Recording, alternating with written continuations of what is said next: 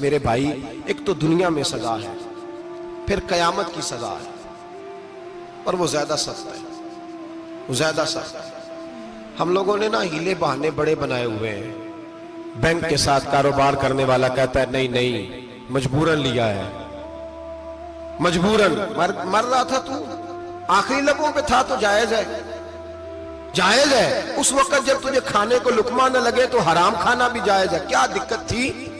क्यों अल्लाह रसूल के मुकाबले में खड़ा हुआ तू? क्यों सूद का धंधा किया? क्या क्या तकलीफ थी? क्या कहां तू उलझ गया था? हम जानबूझ के अपने लिए जहन्नम इकट्ठी करते हैं, फिर कहते हैं सुकून नहीं जिंदगी में। कहां सुकून आएगा? कैसे आएगा? हमने खुद आग लगाई है चमन में अपने। जो कयामत की सजा है, मेरे नबी पाक अलैहिस्सलाम ने फरमाया रब तुम्हें सामने खड़ा करेगा।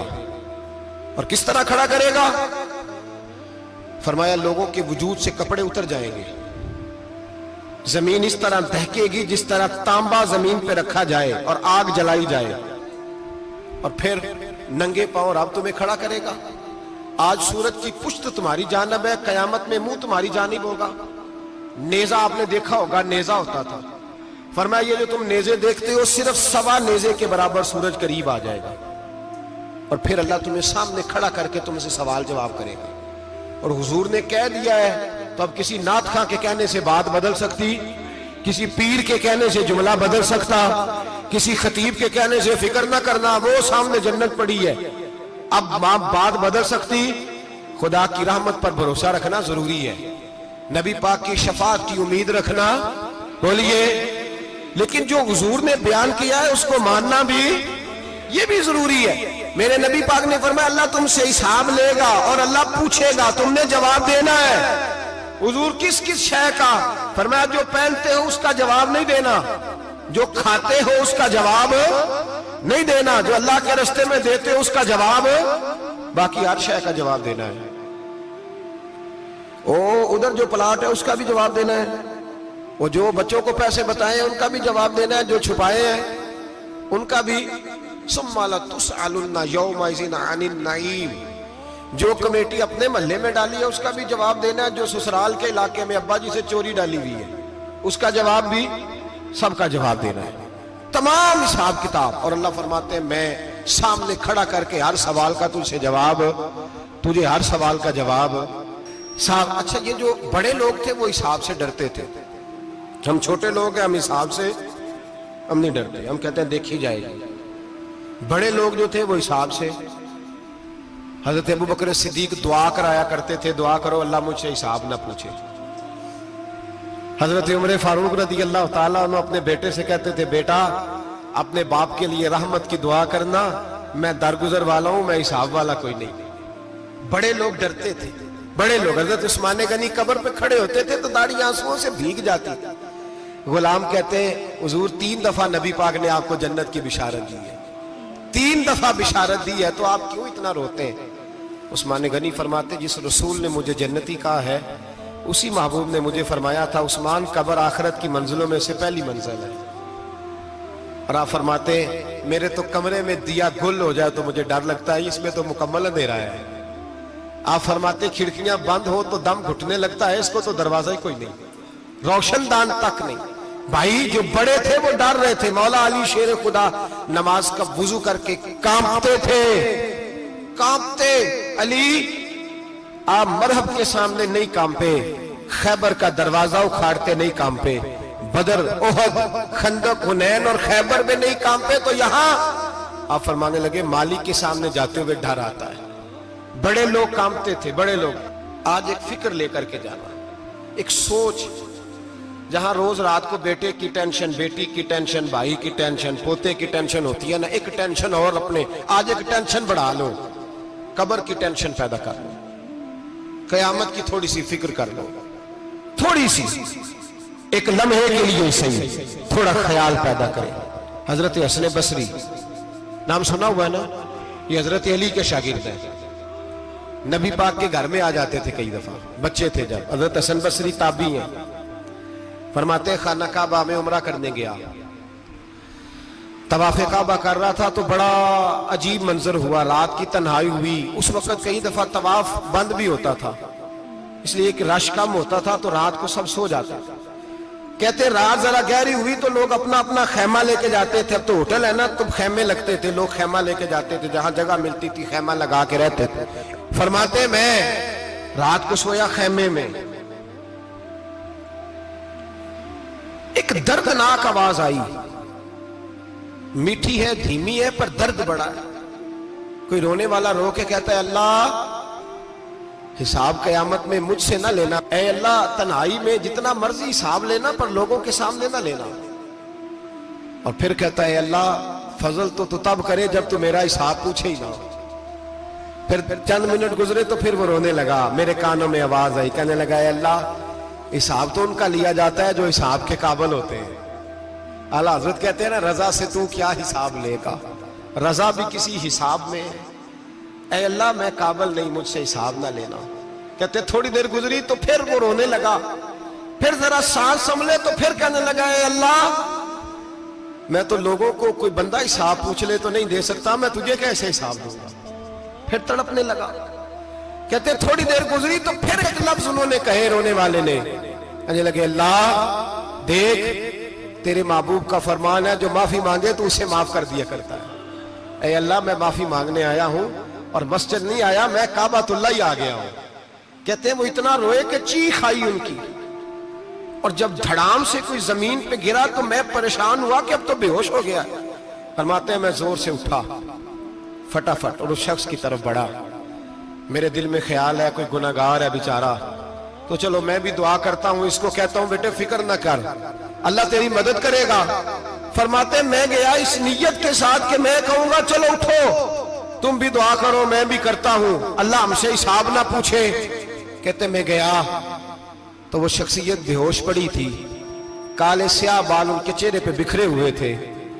कहते लोगों जब मैंने जुल्फे हटाई चेहरे से तो मेरा वजूद कांपने लगा आसमान टूट पड़ेगा, जमीन फट जाएगी, सितारे बिखर जाएंगे, आज बह जाएंगे समुंदर। फरमाते मेरी चीखें निकल गई, ये कोई गुनाहगार तो नहीं, ये तो हजरत फातिमा के पोते इमाम ज़ैनुल आबिदीन है, ये तो इमाम हुसैन का वो बेटा है जो करबला में तन्हा बचे थे। फरमाते मैं इमाम का चेहरा देखा तो भाग के आया और मैंने अपनी दाढ़ी उनके पैरों के साथ मस की और मैंने कहा हुजूर उठिए।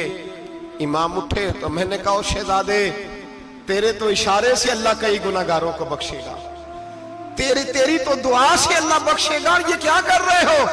तो इमाम ज़ैनुल आबिदीन कहने लगे हसन बसरी इधर आ यार, इधर आओ बुजुर्गो, मेरे दादा के पास रहने वाले हो, मैंने ना आज ही सुना है कि उसका अजाब बड़ा सख्त है, आओ मेरे लिए दुआ करो, अल्लाह पाक मुझसे हिसाब ना पूछे। का हुजूर ना करें। अब फरमाने लगे तुझे नहीं पता कुछ चीजें ऐसी हैं कि रब ने अगर हिसाब पूछा तो मैं वाकई जवाब नहीं दे पाऊंगा, चल कर मेरे लिए दुआ। कहते मैंने हाथ बांधे, हुजूर मैं नहीं करता, उठा कह। फरमाते मैंने हाथ उठाए, मैंने कहा अल्लाह तेरे रसूल का शहजादा है, ये तेरे रसूल का शहजादा है, ये कह रहा है तो फजल कर। वो भाई जो बड़े थे वो तो तड़पते थे, सिसकते थे। अबू अली हीती कहते खाना काबा में पत्थर पे सर रगड़ रगड़ के कोई बूढ़ा कह रहा था ऐ अल्लाह अव्वल तो हिसाब ना लेना, और अगर लेना तो मुझे अंधा करके उठाना, मैं तेरे नेक बंदों के सामने शर्मिंदा नहीं। इकबाल रो पड़े। इकबाल, कुछ लोगों ने लिखा है ये आखिरी रुबाई है डॉक्टर इकबाल की, आखिरी, इसके बाद शायद उसने कलाम ने, कुछ सीरत निगारों का ख्याल है। इकबाल मदीने की तरफ मुंह करके कहने लगे तू गनी अजहर दो आलम मन फकीर, अल्लाह तू गनी है मैं तो फकीर हूं, रोज मख्शर उज्र हाय मन पजीर। अल्लाह अव्वल तो मेरा कोई उज्र कबूल कर लेना मख्शर के दिन, और अगर ना करना हुआ, अगर तुम्ही बीनम हिसाबम ना गुजीर, अगर जरूर ही मेरा हिसाब लेना है, ऐ अल्लाह अगर तूने जरूर लेना है, ऐ अल्लाह अगर जरूर ही लेना हिसाब, अव्वल तो मेरा उज्र मान लेना, मेरी कमजोरी पे रहम करना, ऐ अल्लाह मेरे बुढ़ापे पर मेरी कमजोरी पर रहम करना, अगर जरूर हिसाब लेना है। अज निगाहे मुस्तफा पिन्हा बगीर, तो ऐ अल्लाह जरा हुजूर की निगाहों से ओझल करके लेना। ऐ अल्लाह मुझे शर्म आएगी। मेरे मुस्तफ़ा करीम फरमाएंगे मैं तो तुझे हर बात समझा के आया, एक एक जगह तेरी रहनुमाई करके आया, तू कैसे अमल कमा, जरा जरा ओझल करके अज निगाहे मुस्तफ़ा पिन्हा बगीर, जरा हुजूर की आंखों से ओझल करके साइड पे करके लेना, मैं बर्दाश्त नहीं कर पाऊंगा। हजरत वो अली इती कहते हैं बाबे ने सर रखा हुआ है और कहते हैं अल्लाह मुझे अंधा करके उठाना। फरमाते मैं गया, मैंने कहा चलो मैं दुआ करता हूं जाके। फरमाते जब मैंने जाके बुजुर्गों की कमर पे हाथ रखा, उनका चेहरा देखा तो ये कोई गुनाहगार तो नहीं, ये तो बगदाद के पीर अब्दुल कादिर जिलानी है। हजरत ख्वाजा मोइनुद्दीन अजमेरी रहमतुल्लाह अलैह ख्वाजा कुतुबुद्दीन बख्तियार काकी को तन्हाई में बुला के कहने लगे मोइनुद्दीन सैयदजादा है, मोइनुद्दीन हुजूर के खानदान में पैदा हुआ है, मोइनुद्दीन से इसके पीर को बड़ी उम्मीदें थी। मोइनुद्दीन को रसूल पाक ने हिंदुस्तान भेजा था, पर कुतुबुद्दीन यार मोइनुद्दीन तबलीग का हक नहीं अदा कर सका। हजरत ख्वाजा कुतुबुद्दीन कहने लगे हुजूर 90 लाख तो मुसलमान कर दिए, और क्या हक था? फरमाया नहीं, जब तू तहज्जुद की नमाज पढ़े ना बेटा अपने लिए दुआ मांगना तो खुदा से कहना मौला मेरे पीर की कोताहियां माफ कर। वो जिस एजाज का था वो काम नहीं कर सकते, जो बड़े थे उनकी तो बातें बड़ी थी। ये जो हम छोटे आए हैं ना नए, टिकटें देते फिरते हैं, टिकटें, बेनमाजी जाहिल अनपढ़ पीर टिकटें बांटता है लोगों को, तू भी बख्शा है, तू भी बख्शा है।